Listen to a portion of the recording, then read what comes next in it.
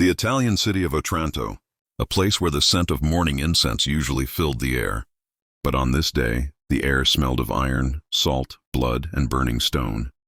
This was the city's final moment of peace. Inside the cathedral, crouched behind the altar, was Sister Lucia, only 26 years old. Her white habit was no longer white. It was stained with ash, and with the blood of those who had fallen moments before her. Through a narrow crack in the stone wall, she watched the world collapse. Ottoman soldiers moved through the ruins with cold precision. The survivors were being sorted. Men were bound and marched toward the hills. Women were stopped, examined, judged, like animals in a marketplace. Lucia was the daughter of a merchant. She knew what trade looked like. She understood value, profit, exchange, but she never imagined that she herself, a bride of Christ, would become merchandise. Outside the city walls, the Hill of Minerva became a place of terror. 800 men stood there. Fathers, sons, brothers. Each was given the same offer: life in exchange for faith. One by one they refused. One by one they chose the sword. Lucia heard the screams of Archbishop Stefano. She heard the sound of a city dying. History would later name these men the martyrs of Otranto, canonized as saints.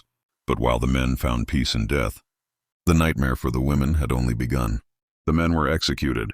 The women were preserved, not out of mercy, but for profit. Lucia was dragged to the harbor. She watched Otranto disappear into the distance, reduced to a smear of smoke on the horizon. The ship sailed east, toward the slave markets of Albania. On deck, the soldiers spoke openly of their prizes. Some women were distributed as rewards for bravery. Others, like Lucia, were kept untouched, because purity meant a higher price. She threw herself into the dark water and vanished beneath the waves. Lucia chose to live, not out of fear, but out of rage. Cold, focused, unbreakable. She decided she would not be just a victim. She would become a witness.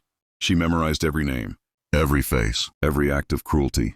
She built a catalog of horror inside her mind, waiting for the day she could speak. For 11 months, Lucia lived in captivity under a merchant named Hamza. She worked, she watched, she remembered. And when she finally reached safety, her testimony traveled all the way to Rome. It was her words, raw, unfiltered, impossible to ignore, that convinced Pope Sixtus IV that a crusade was the only answer. Yet for more than 500 years, her story was buried. The church celebrated the male martyrs, but concealed the fate of the women. Their suffering was labeled shameful, not holy. Their voices were sealed away. Tonight we remember Sister Lucia Ferrante.